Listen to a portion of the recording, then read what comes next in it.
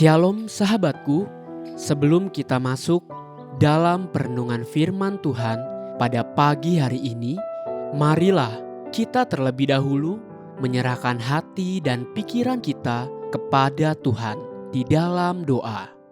Tuhan Yesus yang baik, terima kasih untuk pagi hari ini.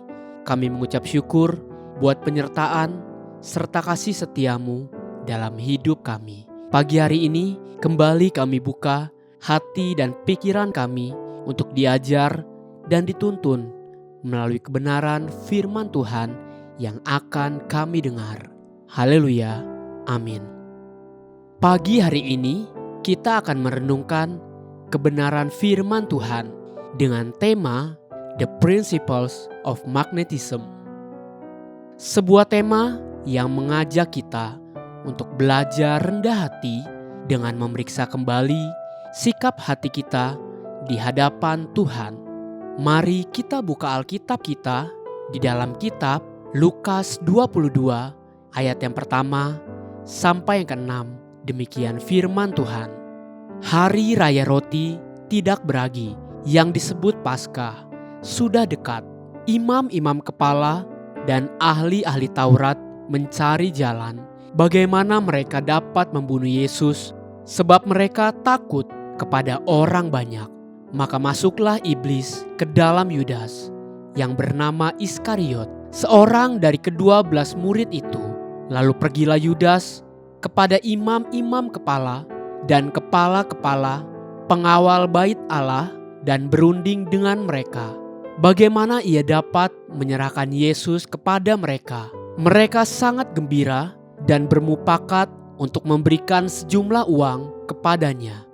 Ia menyetujuinya dan mulai dari waktu itu ia mencari kesempatan yang baik untuk menyerahkan Yesus kepada mereka tanpa tahu orang banyak. Ada sebuah perkataan seperti sebuah pepatah yang berkata, "Love will find a way."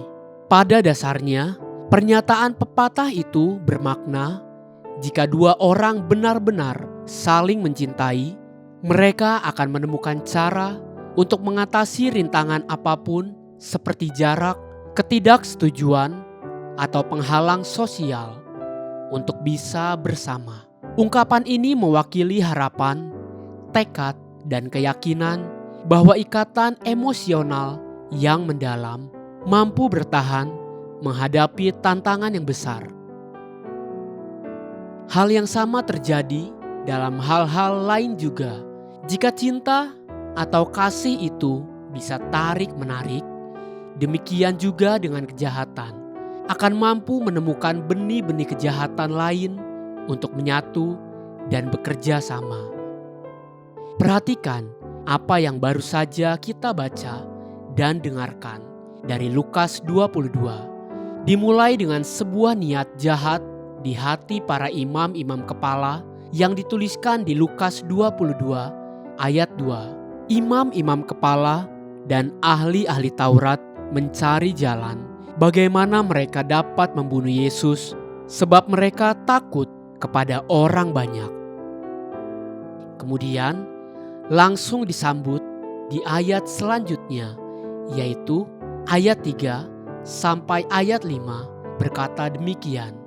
Maka masuklah iblis ke dalam Yudas yang bernama Iskariot, seorang dari ke-12 murid itu.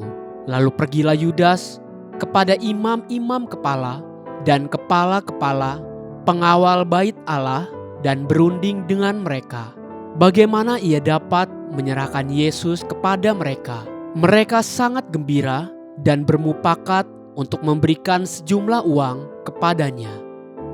Seperti gayung bersambut, niat jahat para imam-imam kepala langsung disambut dan dijumpai oleh Yudas Iskariot yang sudah kemasukan iblis. Sehingga sesuai dengan prinsip magnetik, dua benda yang sejenis akan saling tarik-menarik. Inilah sebuah fakta hidup yang sering kita temukan sehari-hari. Dengan siapa kita bergaul, itulah lukisan karakter kita yang sesungguhnya. Jika kita ingin merubah teman-teman dan lingkungan kita. Berubahlah terlebih dahulu di dalam diri kita sendiri. Mulailah berubah dan mengikuti pola hidup yang baru dan berbeda, agar karakter kita mulai berubah. Namun, bagaimana cara yang terbaik?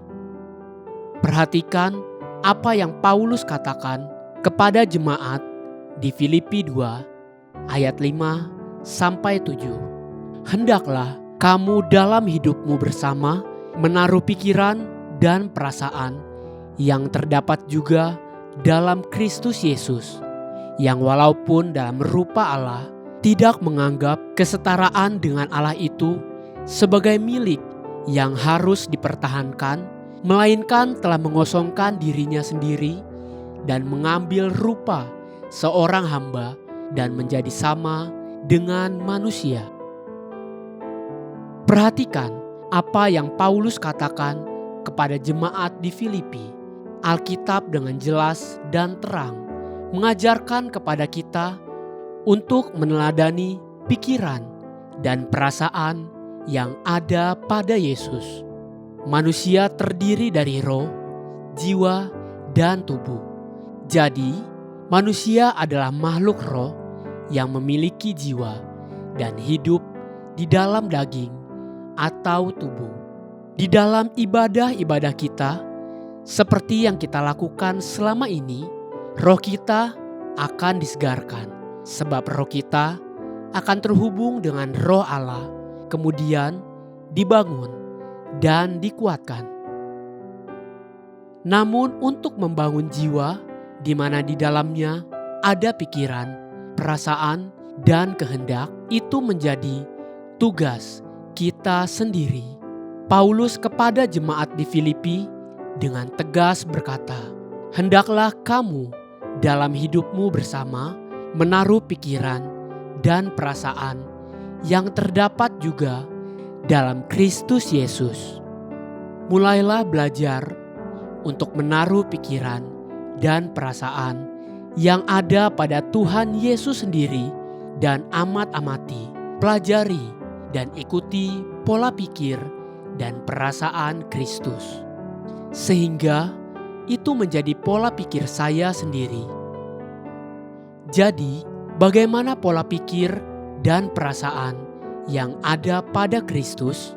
Filipi 2 ayat 6-8. Yang walaupun dalam rupa Allah tidak menganggap kesetaraan dengan Allah itu sebagai milik yang harus dipertahankan, arti sederhananya, melainkan telah mengosongkan dirinya sendiri. Dalam King James Version, made himself of no reputation, atau tidak sombong, dan mengambil rupa seorang hamba atau rendah hati, dan menjadi sama dengan manusia.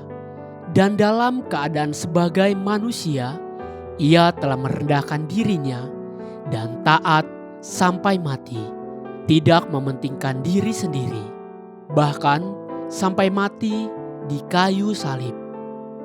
Secara garis besar, pola pikir dan perasaan Kristus yang telah menjadi pola hidupnya adalah sederhana, tidak sombong, rendah hati, tidak mementingkan diri sendiri.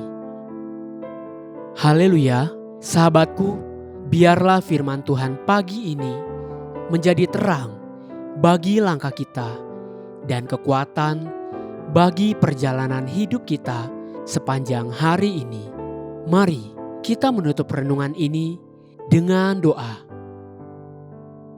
Terima kasih Tuhan Yesus yang baik untuk kebenaran firman-Mu yang telah Engkau sampaikan buat hidup setiap kami.